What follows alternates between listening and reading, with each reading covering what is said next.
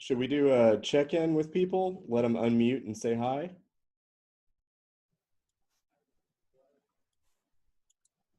Hi, this is Larry from Trinity Valley School.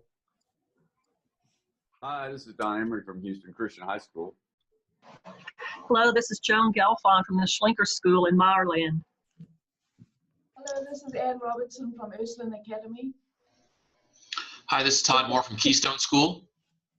Tina Larson with Shelton in Dallas. Tom Dan Laws with St. Stephen's in Austin. Tom with Parrish in Dallas. This is Rodney with John Cooper in the Woodlands. This is Michelle. JP Gagne with Stewart Hall School in New Orleans. Michelle with the Oak Ridge School. Paul with St. Mark's. Matt and Kim from St. Andrews in Austin, Texas. I'm John Utzi with Santa Fe Prep. Tex Nolan with All Saints in Fort Worth, Texas. Vinny Vrotny from the Kincaid School, Houston.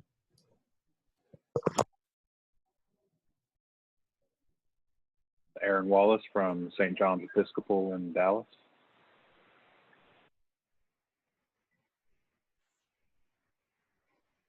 All right, I'm going to go ahead and get started. And if you see anything strange or it gets interrupted, just interrupt me. And if this presentation doesn't finish, that's totally fine if we get into another topic. I have marked a few points where people can ask questions, but if you feel like you really need to interject, that's totally fine. All right, so first off, I would like to just thank the people at ISAS. They saw this thread going and offered to help coordinate it and get the RSVPs together, and I really, really appreciate that. I know it's extra work, and thanks for running the survey, and not just help with this webinar, but potentially the data they collected can help with the next webinar topics as well. Based on the survey, I chose these 4 areas to kind of dive into because I think they cross and intersect with most interests. One of them wasn't specifically on the survey, but this year I particularly paid attention to some trends going in the DEF CON conference where they're talking about security, and you have all your big hackers coming together and explaining how they do stuff and not just penetrate networks, but also develop processes to help you protect your network. And threat modeling was one that was really interesting to me. So that's what we're going to kick off with, and then go into the operational security, network design, and then a bit on documentation. And then I've got like a Q&A section, and in the Q&A section, this is, if we have time, this is where we can like share some stories and stuff. And if no one has stories, I intentionally wrote down stories to tell so I can keep everyone entertained. A little bit about me. I left the US in 2002 and worked overseas until 2019. I've lived in 4 countries aside from the United States. And I started my career in multimedia, video streaming, and I was doing all that way before YouTube. I like people to know that if you were streaming video in the year 2000, it was pretty hard. And I'm currently preparing for my CISM and my CEH. I'm gonna try to get both of those done in the spring. I wasn't really able to do them outside of the country because of the way the tests are structured and the regulations. And I kind of need to take the test in English, and that was a problem too. I've been a director of technology since 2009. Largest campus, 2,400 students. A lot of times people ask me this question, like if I'm working at a big school or a small school. So I felt like 2,400 students was a lot. Maybe some of you have more. I've done training on physical security and data compliance in the UAE, China, and South Korea.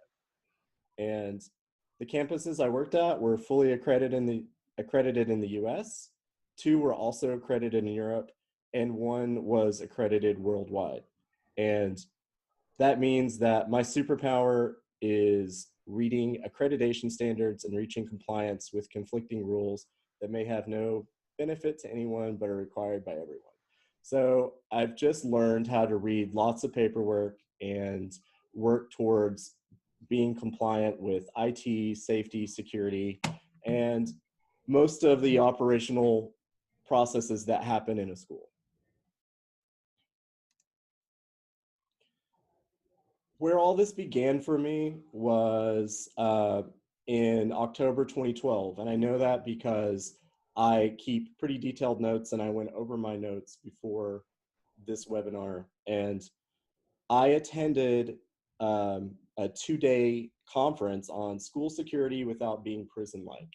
And this seminar was led by the US Embassy, and they have special forces experts who help schools overseas and embassies be more secure. And that's their job. And they ran us through lots of different policies, procedures, and case studies. And after that was over, I realized that my entire network security plan was useless. And that unless I could improve not just the network, but the physical security of the campus at the same time, that everything we were doing was basically pointless in an actual emergency.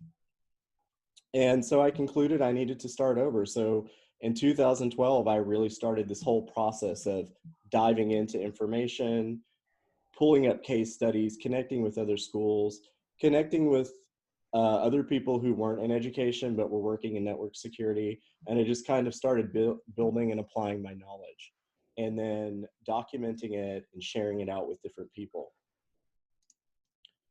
Before we go into the first topic, which is threat modeling, does anyone have any questions? Okay. So threat modeling is where you ask what is actually at risk and by whom. And when you look at threat modeling, there are 4 main questions you need to work on. First, what are you protecting against? Second, who's posing the threat? Third, what are you protecting? And fourth, the likelihood of a threat occurring. Number 4 is very important. It's easy to get into the weeds on some of this stuff and to feel fear, like to be afraid that, you know, the Chinese government and the North Koreans are going to attack your school. Because if you listen to the media and you read the hype, that's what you feel like is going to happen. But if you prepare for something like that, you probably are going to be preparing for something that's not going to happen. And everything that you're working towards protecting is actually going to be at risk and maybe even more at risk. So what I thought I would do is share with you what a simple threat model looks like. And I will share this out when the webinar is over. I'll make sure everybody has a copy of this. All right. So this is a simple threat model. We've got what are you protecting against, who's posing a threat, what are you protecting, and the likelihood. And I've put the likelihood on a scale of 1 to 5, 5 being very likely, 1 being not very likely. So for example, plagiarism. We want to protect against plagiarism. Who's posing a threat? Students. And what are we protecting? The school's reputation and student success. Obviously, if plagiarism runs rampant, the school's going to get a bad reputation, enrollment's going to go down, and if you get a bad reputation and you have a bunch of students who are kicked out of school or always suspended, they're not going to be very successful in the future. The likelihood of plagiarism happening is 100%. If you don't have policies and procedures in place to protect against plagiarism, it's going to happen. I would say it is guaranteed, and it's probably happening as we're speaking. It's something that happens when young people make bad decisions. Another type of thing that we could be protecting against, email spoofing and email hijacking. Who's posing a threat? Students again, an unknown third party, and just a bot on the internet. What are we protecting? School's reputation again, time, fraud and legal fees, and legal fees for teachers and staff, and I'll get into that in a minute. The likelihood of an email-based attack, I would say, is a 3. It's really, really easy for people to get caught up in phishing and spear phishing and to be taken advantage of through ads or adware and things like that. It's not very complicated anymore, and it's pretty easy to execute. So I would build a sheet out like this with my team and figure out, you know, where we fall in all these different areas that we feel like we're actually going to have to deal with and what the likelihood of them is. And then I would expand on it. So when we look at something like email spoofing, I'm trying to justify why I think that email spoofing deserves a 3. And my reasoning is it's easy to automate, it's low risk and difficult to track, meaning if I want to try it and it doesn't work, I'm probably not going to get caught. If it does work, I'm probably not going to get caught at least the first time. It's easy to find the tools and to use the tools. So I don't really need to be an expert if I want to do this deliberately. It's not really that hard to learn. Reputation is something I put in a lot of these because an inappropriate email can ruin someone's career. It can ruin the reputation of the school. It can create a problem in social media. So even though it might just seem like you're going to have someone's email be used to send a bunch of anonymous spam, you don't know who you don't know who's going to read that, and you also don't know what's going to happen after it's received. The time to research this type of annoying attack is a waste of time, meaning I'm going to have to task myself or someone in my department to work on this, or I'll have to use a vendor. If the head of school is like, look, we want to figure out where this came from, what caused it, we want to make sure it doesn't happen again, that's now time I'm going to have to dedicate to solving it. And I think time is valuable. And it's really common. These kinds of attacks are very, very common. So I'm going to make it a 3. The only reason I'm not going to make it a 4 is it's not happening every day. And I don't even think it's happening every week. I just think it's likely to happen during the year, if that makes sense. Now, this is how I'm doing my metrics. Every team would do them differently. But this is what threat modeling should look like. You really need to get it down to more than just like the way you believe something will happen. Like have the conversation. How many schools does this happen to? What kind of information can we get to prove that this is common? How are these attacks carried out? You don't have to know how to do these attacks. You just have to look up how they're carried out. If you look up tools for email spoofing and email hijacking, you'll see that a middle school kid could learn how to do it. So you don't have to be that clever. However, if we want to go down to something like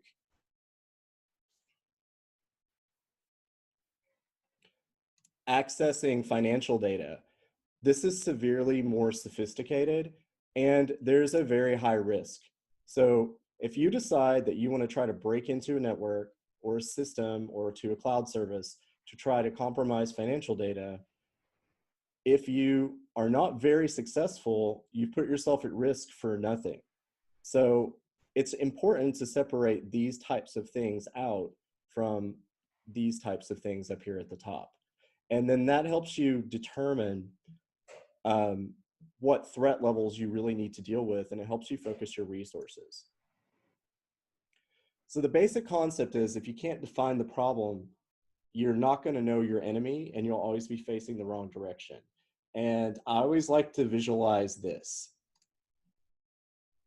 This is a schematic or a cross section of the Maginot Line that the French built in World War II. And some people think the Maginot Line was just some kind of defensive line that they put between themselves and Germany. It was a lot more than that. It was a very deeply thought out process of having all of your supplies, your aircraft, everything all built in so that they could defend themselves from their enemy. And this was where all their efforts went, all their resources and all their money. And I would say at the time it was state of the art. And it didn't help them at all because they missed a really big loophole. And the Germans just went around them and went through Belgium. I mean, That's what threat modeling is. It's really looking at the whole scenario and asking yourself, what's the likeliness of this happening and how much of our resources should we commit to this?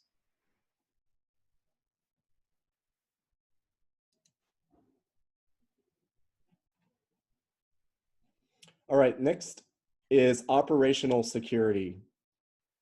Now, operational security deals a lot with physical security, and it's not just about technology. And although operational security sounds very complicated, I think it's pretty easy to do in a school.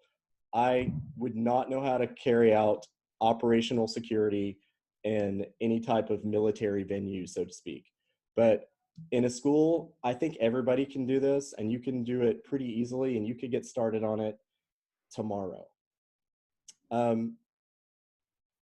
It's more about procedures and education and training your staff and even training your students. And to apply it to a K-12 environment, you want to do it in a peaceful and reasonable manner. And so to do that, you need to align it with things that you're already doing. So these are 3 areas that I believe you can start applying operational security to that really help reinforce your network security, your device security, and it really just helps inform your community, and it does it in a way that is non-threatening. All right. The first one, follow normal child safety practices in all the time and in all departments. So I think everybody can agree that the basic concept of child safety that we're practicing now, that most people have to get training in, is that we keep students away from unverified adults. And we make sure adults are not alone with children, and if they are, they're visible. So when people come onto campus, they normally have to show their ID. They have to sign in. They can't just come onto campus. There needs to be a reason for adults to go past reception. When there are new teachers and new staff coming, they have background checks. They're verified adults working with children. On our campus here in Houston, the policy is that you're not to be alone in an office or a classroom with a student unless the door is open or there's clear visibility. Ideally, you don't want to have a conference alone with a student. You always want someone else present. So these are normal concepts. Now, if we apply these to the technology plan, or at least when I apply this to the technology plan, what I get are these lists of rules or standards that I'm always going to be working towards. So for example, students are never allowed on the same network as teachers, staff, and guests. That means students have their own network. They're not surfing the network with adults. They're not able to see the computers of their teachers. They're not able to have interaction like that. They can't just go direct machine to machine. Students share information through a cloud or monitored middle process. All that means is like when students and teachers share, there's a process in the middle. So like if you're using OneDrive or Google Drive, that would count. It's just that they're not sharing machine to machine. There is this third kind of entity that's managing the sharing, because somebody can sit on top of that entity and manage how the sharing works, the permissions. They can go in and say, students at this age level cannot share with the public. Students at this age level have permission to interact and work with students at other schools. There's some type of oversight. So you can put a policy in place and push that down, and it protects teachers and it protects students, and it also gives them a path to get their work done. They know what the process is for getting their work done. Students should not be allowed to peer share with teachers. Now this is like, I'm new to Houston and I'm new to this school. Right now, this is a big problem in my opinion, the airdropping with Apple. If you do research on device security and internet security, you're gonna find that when people have AirDrop and Bluetooth like file sharing on in public spaces, they are susceptible to a lot of malicious attacks. And the same thing can happen between students and teachers. Because there are so many other ways to share, AirDrop just isn't required. Bluetooth just isn't required. Possibly it could be in certain situations, but usually the idea is to try to eliminate it. Like, how can we get away from peer-to-peer sharing? There is very little oversight to peer-to-peer sharing, and I don't know if you've ever tried to identify where a file has come from through peer-to-peer sharing, but it doesn't have the same like data and metadata with it, at least in my experience. The guest network is limited and separated from everybody else. So when you have an event or something and you do have unverified adults, like everybody has sports, everyone has plays, all of these people coming on the campus, there's no way you can avoid it because a school is a community and you're inviting people in and you're doing all this stuff because 99% of the time, that's what everybody wants.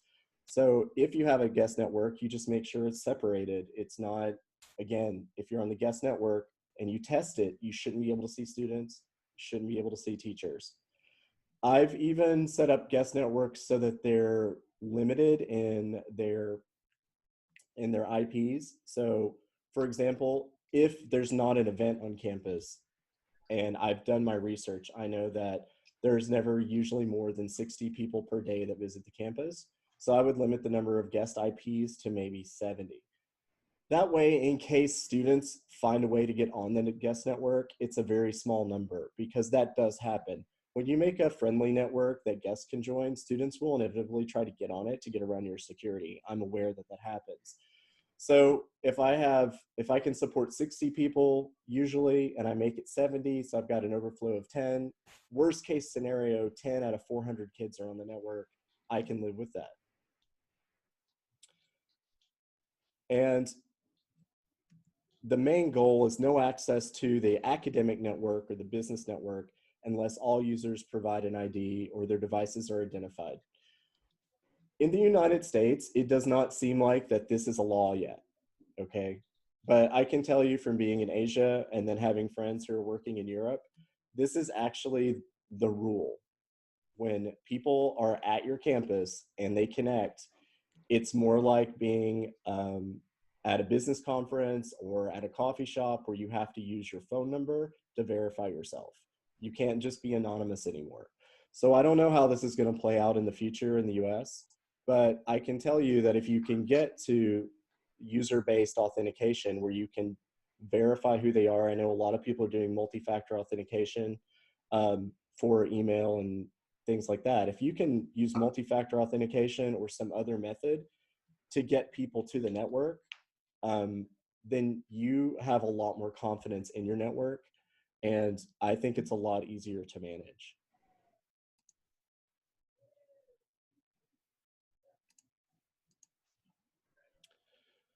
All right, the next point, office and classroom access should be managed by policy.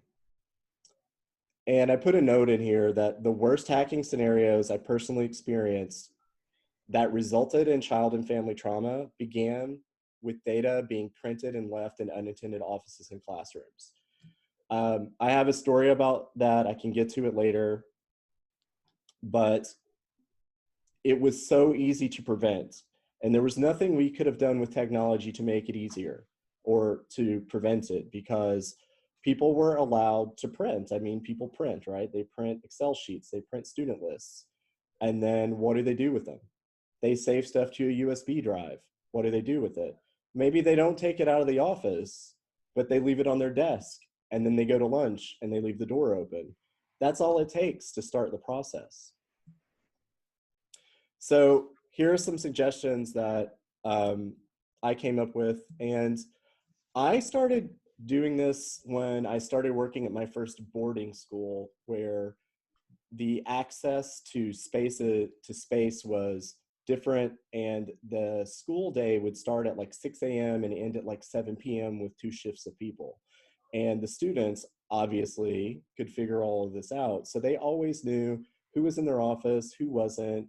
And if they wanted to like be sneaky and get into an office, they were finding all these loopholes. And so I started thinking about ways to close these loopholes. I'm sure you have this conversation all the time with staff that laptops should be secured, not left unattended. It's always good to remember to, at the beginning of the year, to stress that. Also, make sure people are using like screensavers, simple with a password lock, just really, really simple things you can do. Documenting passwords. If you are keeping passwords written down, even if it's in a spreadsheet or a database, I think that should be discouraged. I think it's better if people manage their own passwords. If you're keeping all of your passwords for users for any of your systems, maybe even an older academic system, and it's on a database and it's only on one user's computer, the second someone figures that out, they don't have to try to break into 50 different workstations. They only have to target that one. So it's just something to keep in mind. And I just hope nobody is saving passwords like in the cloud, because even though I'm fairly confident with cloud security, I'm not that confident. Desktops and other devices should be logged out when unattended. Again, common sense stuff that we just need to remember to put in writing and remind people of. This one is one that I've found to be very effective, and I do think students notice these things. And I am saying students a lot because I think with the total number of students I've worked with, most incidents have started with students. I'm sure parents can fall into this category as well. But if you have people sharing an office space, and maybe there are 8 people in the space or 4 people in the space, they all like to go to lunch together, is something they like to do. It would be better if they split their lunches and did it in teams. And that way someone is always present in the office. I don't think it's a good idea to leave one person in the office by themselves, but if there's a way to overlap lunches and coordinate so the office just isn't abandoned, that helps. So some offices just simply can't be locked. There are reception spaces and other spaces that have to stay open. Parents need to have access, and any number of people could come in and out for deliveries. You just need to think about all of those things, like where can't you lock the door when you want to? And when you start asking that question, you'll realize, a lot of doors have to be open. Like the library, we can't lock our library. We have 2 librarians. If they don't stagger their lunches, then the library is just going to be wide open. There are 3 computers on the library circulation desk, and there's not always an adult scheduled to be on supervision. So those are things to consider when it comes to just how teams work together and how they leave their spaces. And then office classroom hours should be posted so everyone knows when space is open for visitors. If teachers have something on their office door, or maybe you have a faculty office, a big faculty office, and they've set office hours for between 3 o'clock and 4:30, and you look inside and you see a student in there at 2 o'clock, and you're an administrator, you can engage that student. Or if you see anybody in there, you can say, hey, office hours are 3 to 4. I don't work in this office, but what are you doing in here? You can't really have that conversation if you don't work in that space. And so everyone is at a disadvantage in kind of enforcing like really, really good behavior and good policies and procedures if they actually have no idea what the schedule for the space is.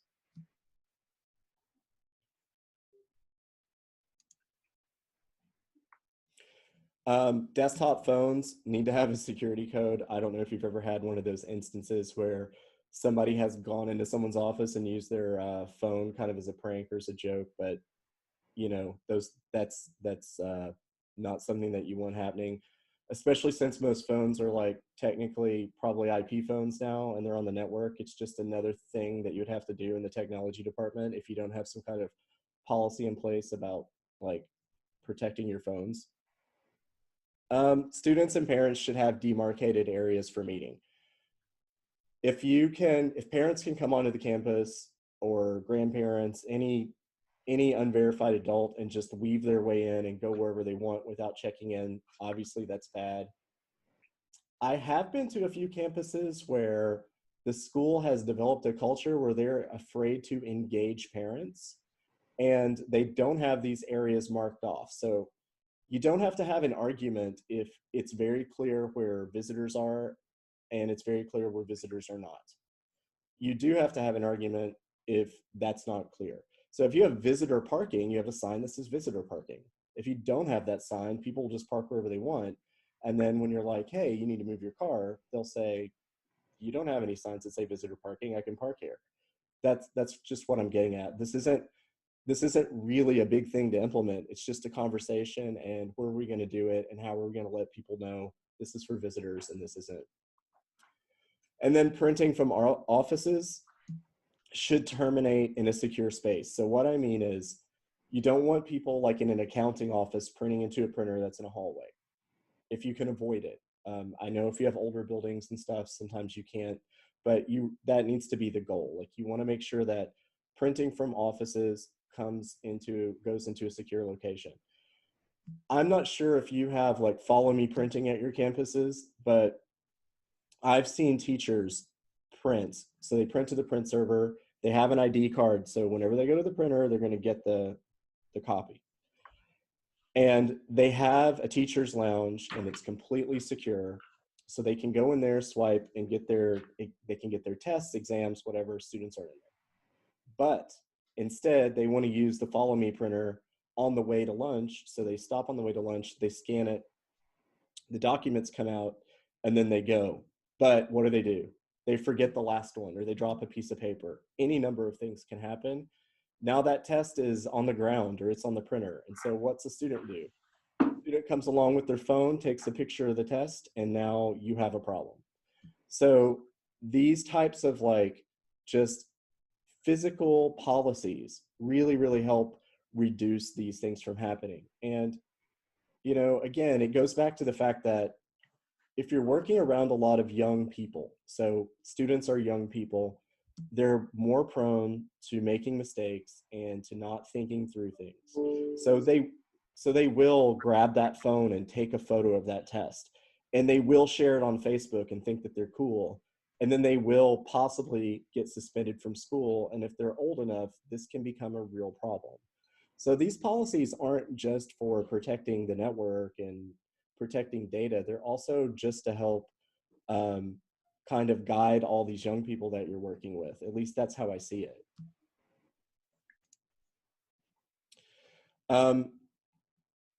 This is something that I think is actually pretty fun to do, but I don't know how your culture is on your campuses. And here, you know, being new, I haven't gone into this too much, but I'm gonna kind of ramp it up. It's literally just to walk around and see what you can do. So the idea is that the leadership team is scheduled, and they just like doing classroom walkthroughs and teacher evaluations. They have certain areas they're assigned, and it's like, today I want the middle school principal to go over to the high school library and see if they can get into offices and just see what's open, what shouldn't be open, and make notes. And then we're going to come back and review it. You're literally just doing human penetration testing inside of your campus as part of your job. And one thing that I think is interesting about this process is that a person with an in-depth knowledge of the facility is going to be more successful generally. So if you can defend against that person, then you're going to have a much better chance of defending your space against people who have no knowledge of the facility.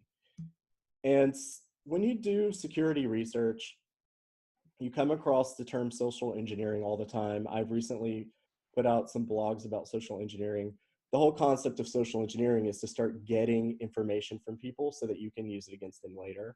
And for people to break into spaces, or if they want to try to figure out where your main switch rooms are, where your HVAC is, where your server room is, they've got to get into the building and move around and walk around, and then they have to figure out how to get access.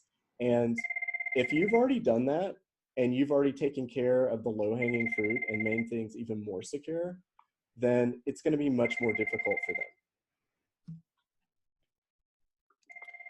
Before we get into network design, does anyone have any questions? Because I've been talking a lot.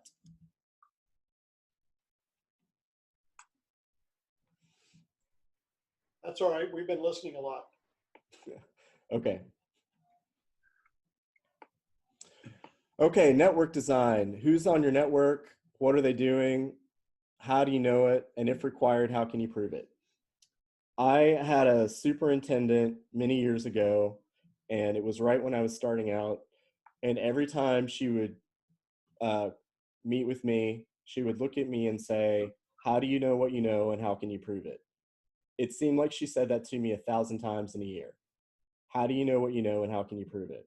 And she said that whenever I come into a meeting with anything related to security, with anything related to a big technology change that's going to impact people, I need to be able to answer that question.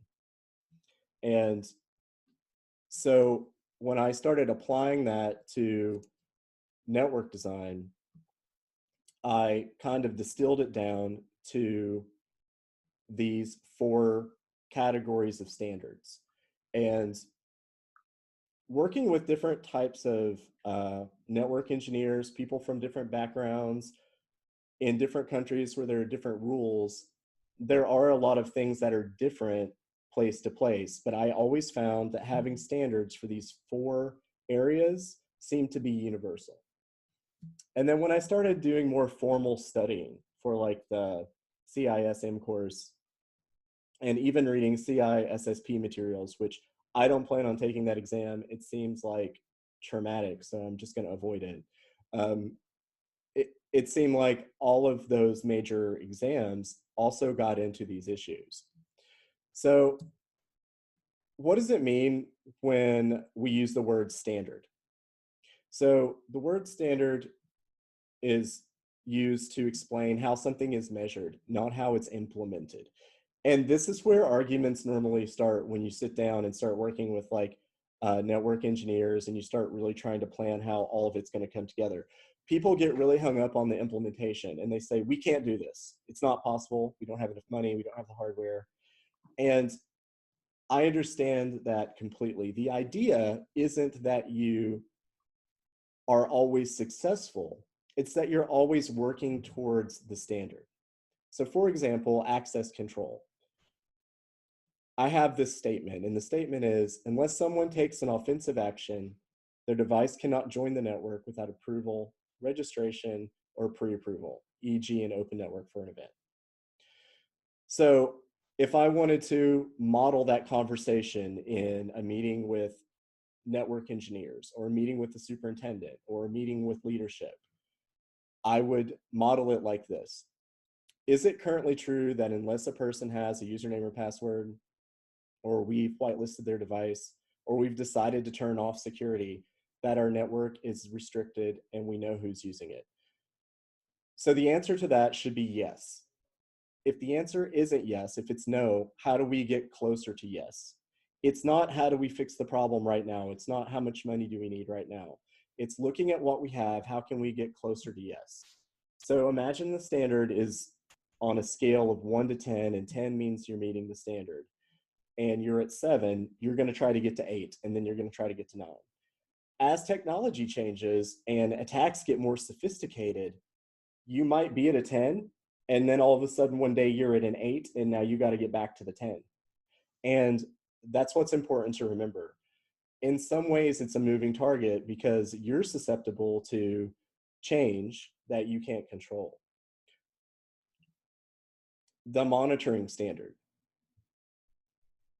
Bandwidth per user is easy to see and understand. Traffic and protocols are easy to view for 20% of all users in a snapshot of time. So what that means is that if I'm meeting this standard, I should be able to monitor on a screen what's happening on my network without my eyes melting and needing to be surrounded by like 4 or 5 screens to try to keep up with 400 people. I've come up with a way to take a snapshot of what's happening on my network, and I can easily manage it and get some information from it so I can kind of see if something bad is starting to happen before it actually happens. The reason I chose bandwidth as my metric, and this goes back to my personal experience, and you may not have any of these limitations, but I've found that if I have to manage a network with very little money, or I have to manage a network with a lot of money, that all the tools available to me have always allowed me to manage bandwidth. And you're like, well, what can you do with bandwidth? And it's like, well, if you don't have a lot of money and you have to do something, you can learn to do a lot with it. So for example, a report that I really like to design and and run is a bandwidth report that shows me the top 10 users of bandwidth at like the end of the week. And I'll run that report for like 3 weeks until I come up with some kind of average. Like, what does the average student use in a week? What does the average middle school student use? What does the average elementary school student use? What does the average staff member use? And I'm not looking at their traffic. I don't know what they're doing. I'm just looking at their bandwidth. And then after I run that report for a few weeks, that 4th week when it happens, and I'm looking and I'm like, you know, this kid is 200% above the mean. Well, I'm bringing that kid into a meeting. Like, what have you been doing? I don't really need much more than that, because I'm going to bring them into a meeting. I'm going to have their advisor with them, somebody else within the kind of, you know, academic sphere. And we're going to sit down and talk about what they're doing. I might check their laptop. And I found that to be really effective, and it doesn't cost a lot to do that. With staff, it kind of helps you find if staff might have some kind of issue on their laptop, or maybe their laptop has something running on it that's just generating tons of data, like some kind of malware or adware or something. So again, you're looking at this report and it's like, hey, Mark is like 50% higher than anybody else. He's an English teacher. He only has 3 classes every day. He doesn't ever use YouTube. What's going on? So just looking at bandwidth on a regular basis and using it as a metric has always been something that I found really, really useful. Now, you might have more sophisticated tech, so you don't need to do that, and your stuff might be real time. But there are a lot of people who I find are unlimited budgets, and I believe that getting like bandwidth-based monitoring going is pretty easy for most people.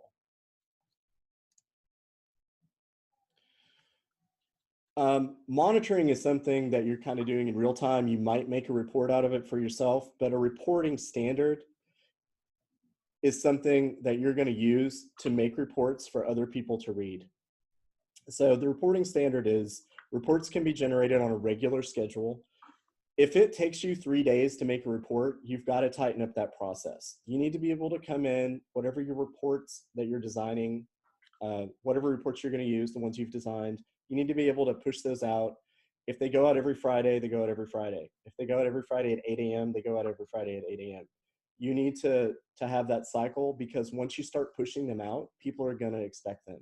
And if you want people to use them, they need to depend on them, and they need to know when they need to set time aside in their day to look at them. I'm recommending that reports should identify bandwidth usage, some traffic details, date and time of events, HTTPS traffic, and application categorical metrics if possible. So the report would have enough information in it, in the data, that someone who is not in IT can read them and understand them. And if they're like, Tony, how do you know something's wrong here? I can say, well, they used a lot of bandwidth. We don't know exactly what they were doing, but their HTTPS traffic, and you can explain that a couple times the first time you go through the report, it's really, really high. All the sites are going to, like, we can't actually see, but the site categories, which would be the detail, there's online shopping, games, and it's happening during school hours. It's happening on Thursdays and Fridays. The more information you can give that person, the better, because they're going to want to sit down with whoever the user is and ask them these questions. If you don't have enough detail in the report, or you don't have the right type of detail, then the person that you need to actually help you take action isn't going to have the confidence to do it. So that's the reporting standard. And I think the reporting standard is the hardest one, because each campus culturally it's different, and the goal is to get people involved and to help you take action when you think action is needed, and not to say, you know, I don't think it's a big deal that 50% of the kids are online shopping 80% of the day. I don't think that's a big deal. You need to have reports that really connect to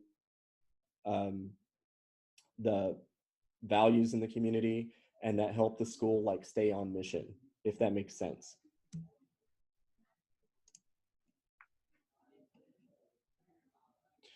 So documentation. So documentation standard is not the same as reporting.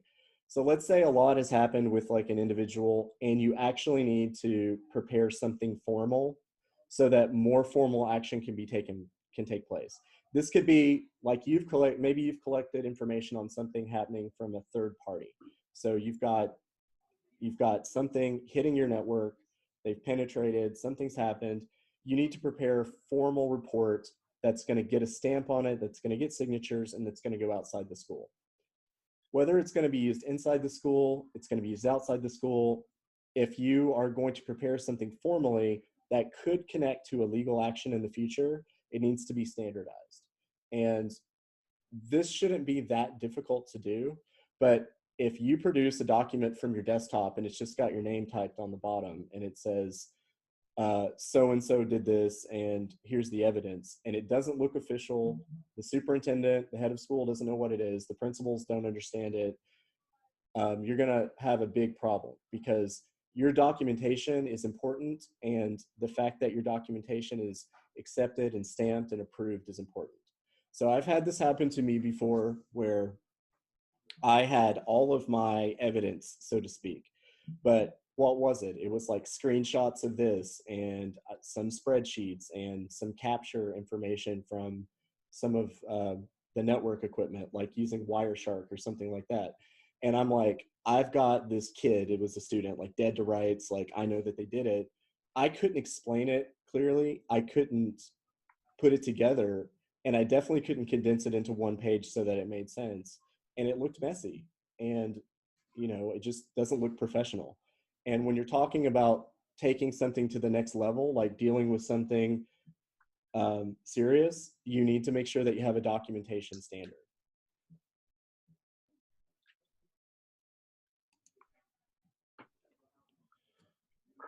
So when you're working towards a set of standards, whatever you determine your standards to be, it helps keep your department on mission.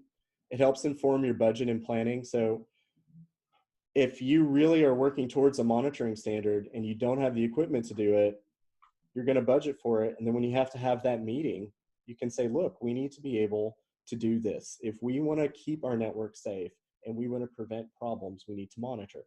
And in order to monitor, we need this. And this is our standard. And your standard is a question or a statement that everybody can understand. So then it just helps create a clear roadmap for the entire school so that they know where you're going with this stuff. So it's not just like, oh, Tony's afraid of everything and he thinks hackers are going to attack the school. So he's going crazy and he's saying we have to do all this stuff. If you have an organized set of standards, you have reports that you create and send out regularly. You have documents that you use for formal reporting. It's an organized approach. And I've always felt that people can get behind an organized approach.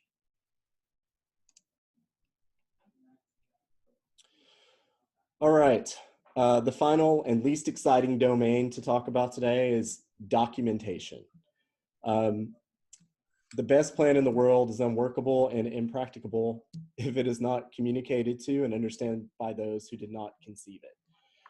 I put an asterisk here because this is an actual word that I learned to use this week. So maybe you knew how to use it, I didn't. And documentation is something I think a lot of people want to avoid because it's really, really time consuming. It's never exciting. And you usually have to sit with other people outside of your department to work through it, just like the networking documentation, to get it approved and to make it, acceptable.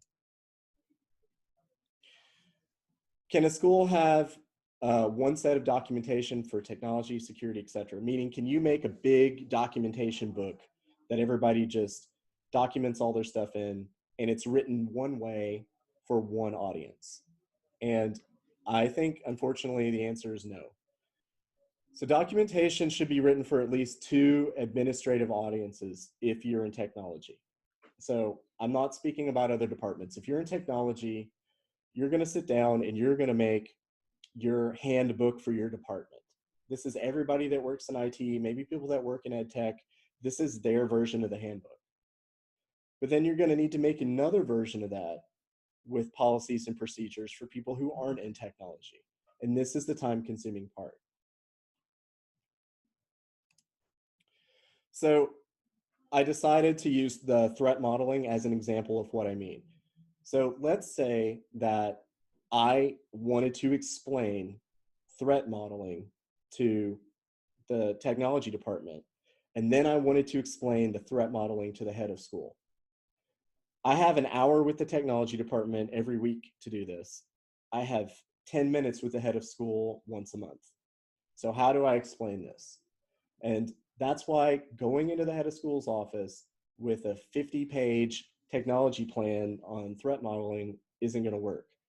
What I need is the head of school to look at the threat modeling and tell me, do you agree or disagree with this? Can you get behind this? Because we want to prioritize where we put our resources and time based on this model. So if it's a number 5, we want to deal with those policies, procedures first. We want to deal with the resources to deal with this number 5 first. And then after that, we'll use what we have left to do the 4s, the 3s, the 2s, and the 1s. I want the head of school to agree to that or disagree with that, because I need to move forward. I need to take action. I need to spend money, and I need to communicate this to everybody else. So here's the example. IT team plus external contractors who might be helping. I've got the plagiarism, who I'm dealing with, posing the threat, what I'm protecting, the likelihood, and then I'm going to explain each one of these columns. When I go to the head of school or possibly someone else on the admin team, I would like to protect against plagiarism because it's really easy to do, and statistically it's very likely because students make really bad decisions. This is the difference in the documentation that I'm producing. One is very detailed and one is to the point, and it's written for the audience.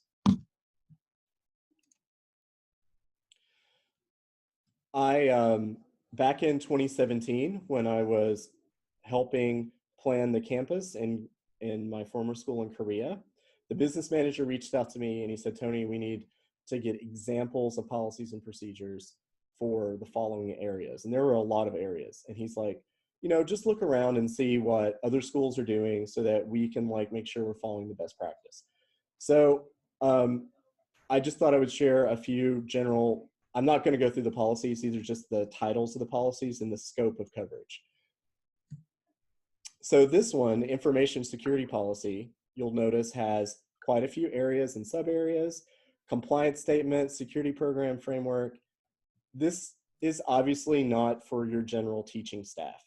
This is for a department. This is probably for a small team, and they're going to master everything in here and then teach pieces to other people. This is for teachers. This is personal information privacy plan. The scope of this document are these 3 areas. What is personal information? What does the law say that you have to do? And if we're going to access your personal information, like if we're going to read your email, what do we have to do in order to do that? So you can see the difference in these plans. This one, very detailed, and it would be your job to learn this if you were given this document. This one can be done in 20 minutes at a staff meeting, but they connect where they need to connect and they get the job done. And then this one I really wasn't sure of, so I found this and I found it a bit hard to understand. I feel like this one is made for everybody to try to figure out what they're supposed to do. And this one is confusing, and I can share this with you if you want. I have this little excerpt, but I actually have the whole document. It's very confusing. In fact, when I read it, I thought maybe it was translated to English because it's really, really confusing to read. But just imagine that as the technology director, in order for you to have the most effective security, you need to have everybody on board. You know what you need to do. You've documented it for your team. Now you need the teaching staff, parent volunteers, students to all come together and help. If you give them this, I just don't feel like you're going to get a lot of traction. But if you give them this, then I feel like you're probably going to get a lot done. There's an opportunity for change when we can document that the competition has created something, even if the law or mission does not explicitly require it. I put this in here because I've found that it's a good idea to see what other schools are doing. And if you're having those meetings where someone's like, I don't think we need to do this, you can say, well, you know, these schools are doing it, and here's what they're doing. Because most of these policies are public, or parts of them are public, maybe not the actions to take, but you know, the rules are public. So when your school sees that other schools are doing the same thing, they're definitely more likely to be open. And I think it's important to do that research, not just to make sure that you're like following best practice or that you're kind of in line with what's happening in education, but that your school is like competing evenly and you've communicated to the same degree that the other schools have communicated to. I do believe competition helps. So I have a note here that I have to tell you a mandatory story about concerning student identification. A few years ago, and I can't be very specific for various reasons, I discovered by using our student information system that we were missing some required data about parents. So this data was required where I was working, and the data basically verified who the parents were. So imagine if at your school you were required to scan a copy of the parents or the legal guardian's driver's license and have any documents related to guardianship on file. So I found this information missing for a lot of students. So I went to a meeting and I was getting pushback. I'm like, you know, we need to collect this information. I know it's a lot of work. And people are like, no, we don't want to do that because if we do that, the parents will know we made a mistake. And I'm like, I know, but we have to do it. Like, we have to do it. And that was meeting number one. And after that meeting, I was like, I can't believe that meeting went that way. I can't believe anybody would say no when we have to do it. And a friend of mine was like, but if everyone has to do this, why don't you just show them that everyone else is doing it? So I made another meeting about a week later, and that meeting was a list of like 10 schools and all their requirements and everything that they're doing, and then our list of requirements and what we weren't doing. And after that, I actually got traction, and I was able to work with the admissions department to go back and recollect all of this data from parents. So I do believe competition works, and I strongly suggest that you use it as a tactic.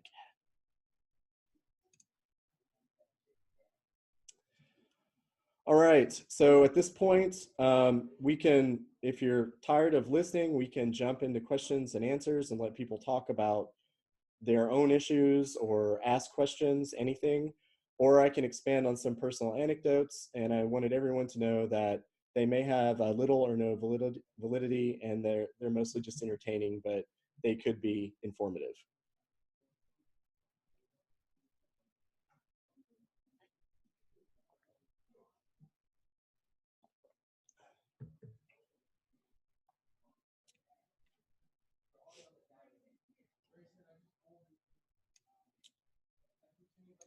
No, does anyone, any opinions or?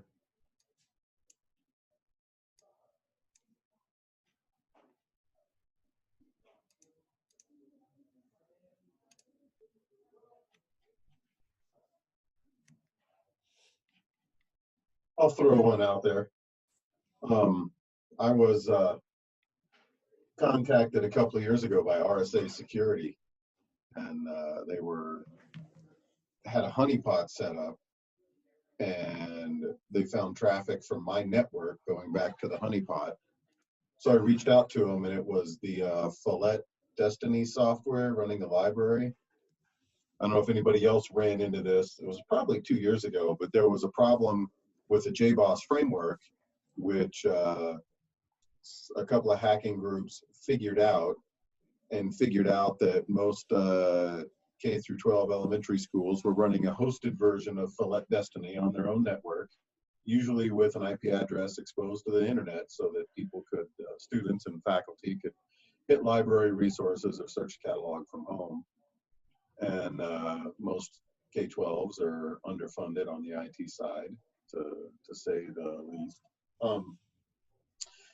So they were attacking and taking over the Follett Destiny software and then using it to launch attacks as part of a larger bot network against government entities. And that's why they set up a honeypot and started tracking this. And it was just rather interesting and accelerated my push to start moving some of those things like Follett Destiny to the cloud, move the SIS to the cloud, move the mail server to the cloud, just to try to alleviate some of those concerns from my own network and make it somebody else's problem, and hopefully punt it upstream to somebody who's got more resources to try to stay on top of the threats there. Yeah, and I think that's, you know, where a lot of people are going. I know some people do feel more comfortable running stuff on premises. I think that the tools are just getting easier and easier for people to use. And I specifically don't want to mention certain things that you can buy, but for about $100, you can purchase enough hardware to plug into your laptop to do quite a bit of damage to a network that I would say is set up properly.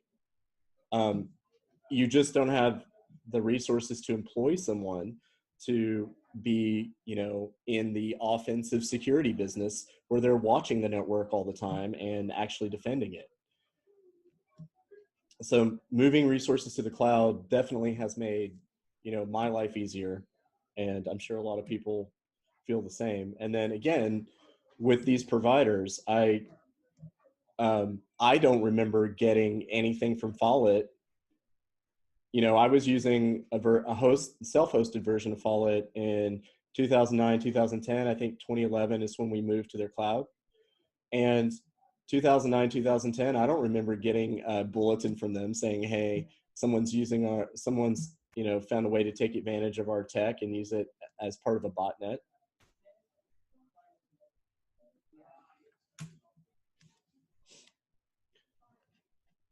Anybody else?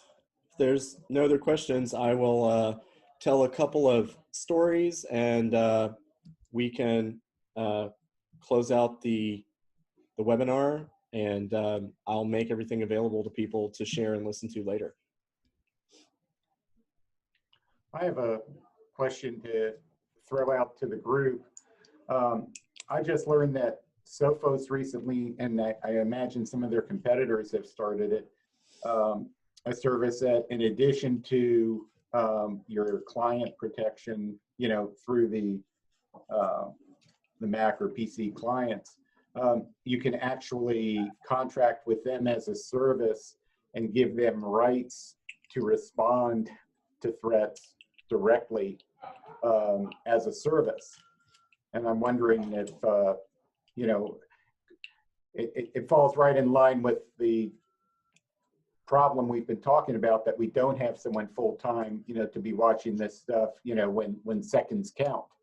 And if they have a team that's providing that as a service, and if their agreement is what it should be, and if their service is what it should be, and the pricing is what it should be, if they're scaling it, if that's something anyone's looking at or has heard of, and just any thoughts around that, I'd be curious to know.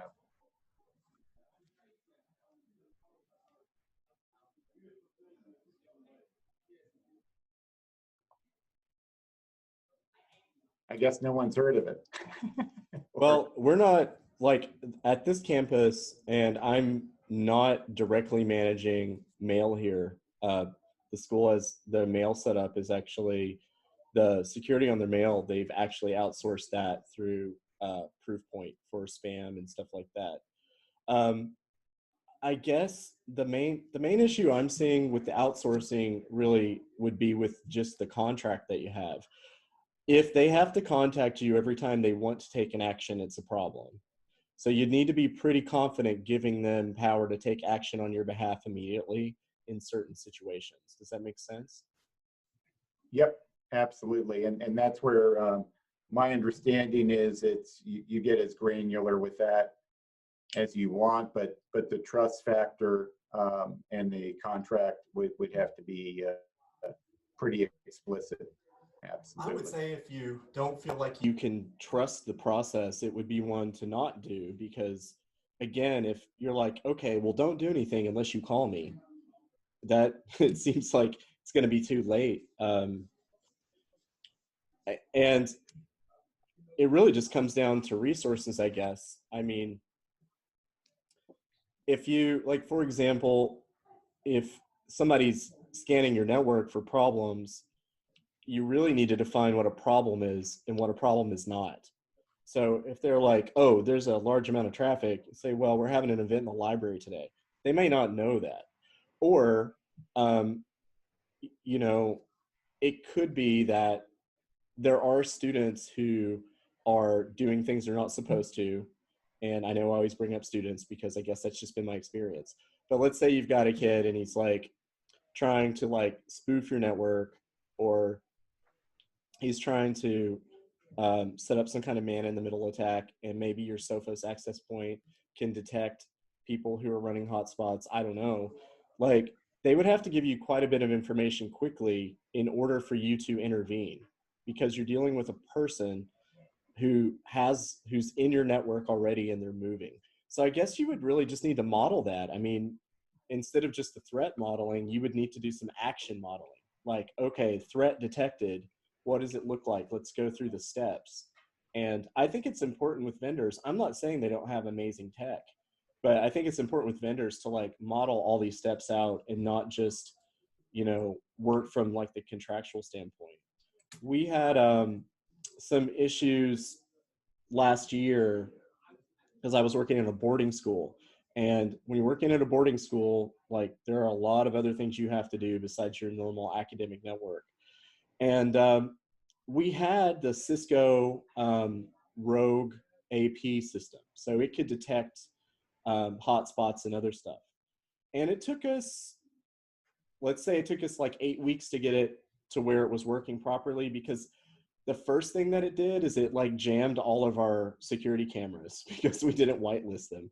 So that was like a rookie mistake. I was like, yeah, let's turn it on and see what happens. And like all of our security cameras are jammed. But anyway, we get it working and we're in the dormitory and everybody's complaining about the kids sneaking hotspots in and other stuff. So I'm like, okay, the kids go into their dorms and they fire up these hotspots after 10 p.m. Who's going to work with me to go find these kids in their rooms and, like, you know, take their hotspots away? Well, no one wanted to do that part. They're like, well, can't you tell us which student has it? I'm like, no, I can tell you which room has it, or maybe between two rooms. So that's between either 2 or 4 kids, depending on their age, if they're sharing or they have their own. But we have to actually go to the room and check, and nobody wanted to do that. So that's like action modeling that I didn't do. I was just like super excited that I could like detect these hotspots because people were complaining, and I'm like, I'm going to be a hero and this is going to work. And it's like, no, it didn't work. What happened is I worked on and off with one network engineer for 8 weeks, made something work, and then no one wanted to enforce it. That's exactly what happened.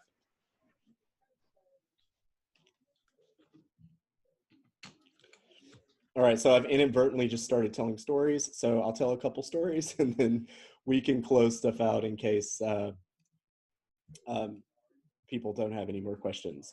So one story I'd like to share is about ergonomics. And this is a very positive story.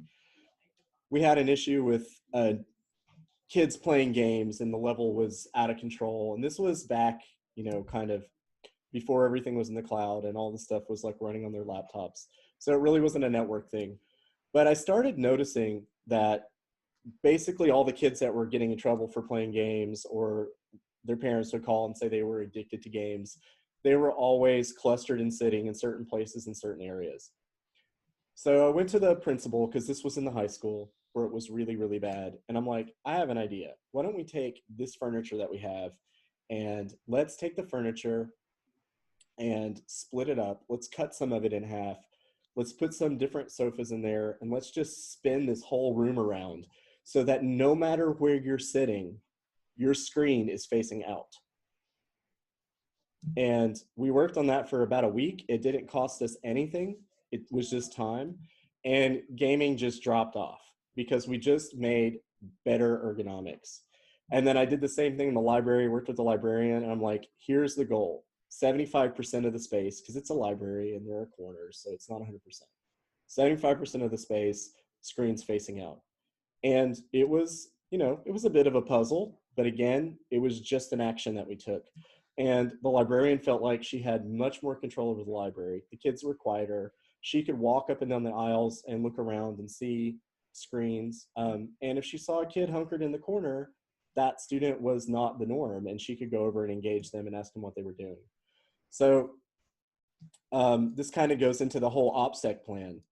Maybe an OPSEC standard that you have is that when we have common spaces where kids work on laptops and devices, our goal is to make sure that most of the screens are facing out and we eliminate those dark hidden corners. Fake hostage crisis. So this actually happened to me. I was in my office and the police showed up, and the police officer was trying to explain what happened. I was really, really confused. So I'm just sitting there and the police officer shows up. And the secretary comes in and she's speaking to me. I'm like, I don't know where the head of school is. I don't know where the high school principal is. Just calm down. And this is what happened. So it just took a lot for me to get the story out.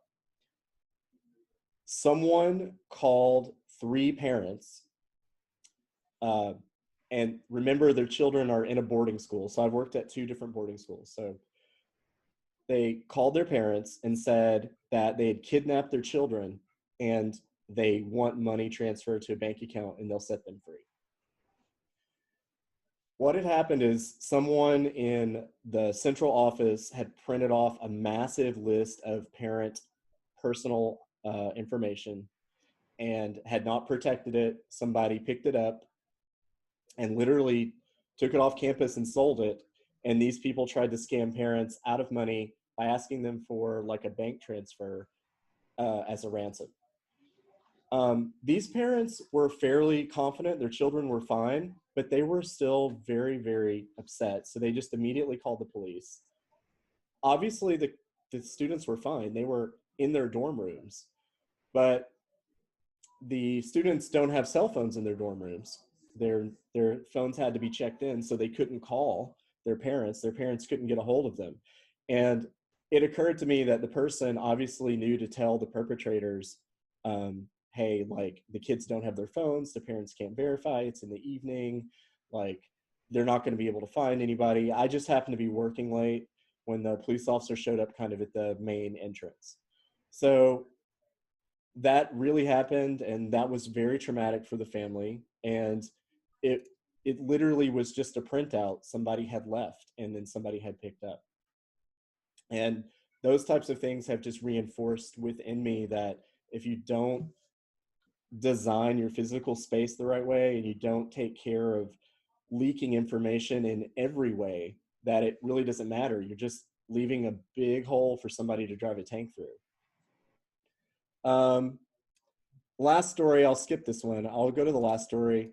That's the 8th grader who beat the camera system and stole a few $1,000s. So again, another boarding school story. If you really want to improve your ability to manage a network, take a job at a boarding school for a while. It's a whole different ball game. So this boarding school had lots of cameras, modern monitoring system, and this grade 8 student figured out that at 2 times of the day, based on the number of kids moving in and out, that the doors from the rooms would open in certain patterns. And when that happened, the cameras were blind all around. They couldn't see anything. Now, I don't know how much time it took him to figure this out. And he obviously just lined himself up under each camera until he figured this out. Like, he knew that they couldn't see if he couldn't see. So he started waiting for this to happen. And when the doors would open and the kids would flow in and out, he would weave in and steal money from their desks or their wallets and just weave out. He was able to steal from over 20 different students before he was caught.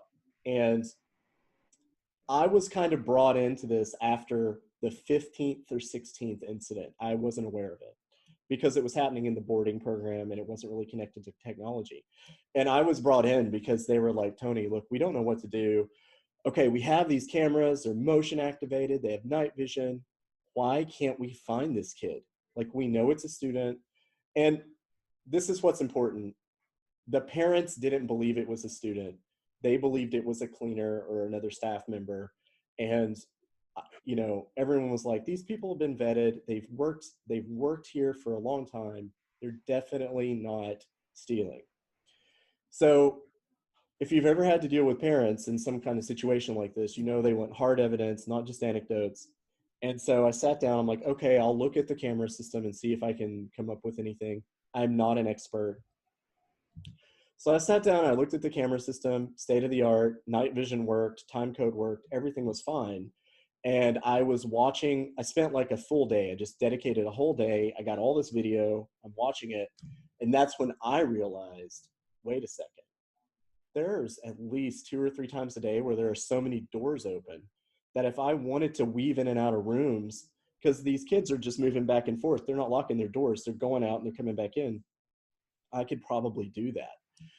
So I went down and talked to the dorm staff and I said, we're not going to be able to solve this with technology. Your camera system is what's killing you. Like, you're relying on it. It's not going to work because it wasn't planned for this, and it can't see through doors. So what we need to do is we need to look for behavior. So document everything, anything weird, whatever. And then the dorm staff were like, oh, we already do that. I was like, what? They're like, oh yeah, we already keep all these logs. Because the head of the dorm was a great guy, knew what he was doing. So they had all these logs. So I took logs from like 8 different people and I copied and pasted them all into a big document. And I started glancing through these pages. I couldn't read them all. Whenever I would see a name of a student being mentioned, I would do a search through the document. So I was about maybe 8 pages into this huge document, and the student's name came up, and I put it in, I searched it, and it just kept searching. And then it was like, this student's name popped up like 50, 60 times. It was huge. And I'm like, okay, this kid's up to something. So then I contacted the dorm, and I'm like, I think this is your person. They're mentioned on this floor, It doesn't make any sense. They're on floors with high school kids, and they're in middle school. That doesn't make any sense. And I put all that together. This time I did it the right way. I documented my entire process, packaged it all up, and then it went over to the head of school's office. They called the family in, sat down with the student, and the student, after about 5 minutes, was like, yeah, it was me, I did it. I like stole all the money. And that's one of those stories where, again, amazing technology in place, all the tools that you need, but that really wasn't going to help. Like in this case, the physical problem was that when they planned the cameras, they placed them so that the doors could block them, and they weren't thinking about it. All right, so if there are no more questions, then one thing I'd like to put out to the group to think about, outcomes. First off,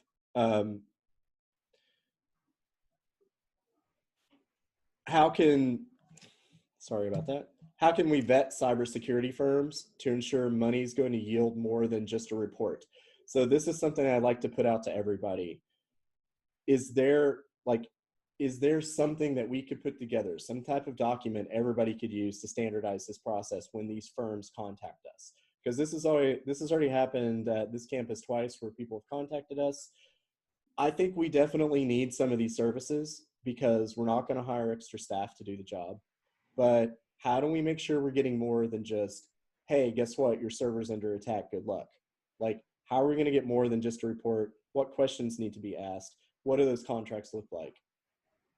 And if the school were to work towards certifications for their tech team or for the school itself, what would those certifications be?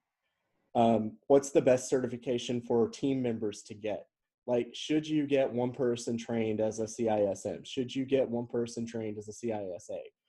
There are ISO certifications you can get for data centers. Schools could work towards those if it's worth it, but maybe it's too expensive. Are there other certifications that people have? I know COSIN has some new stuff out, and they're really pushing this like superintendent's training, which I have linked here. And it covers a lot of things related to cybersecurity and technology. It's not just your normal operational stuff. It's here, these seminars for superintendents. And all you have to do is register, and that's free. So if you're not a COSIN member, you can just register for free.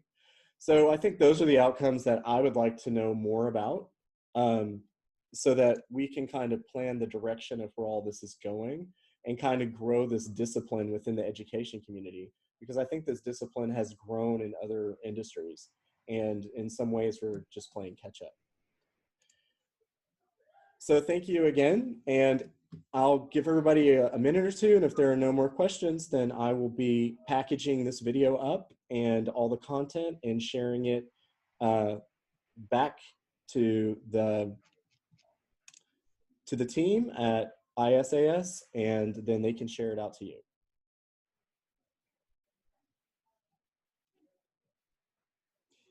Anthony, I just want to take this moment to thank you for putting this together. I've enjoyed the content. You certainly brought up some good questions. Thanks again. As well. Thanks a lot.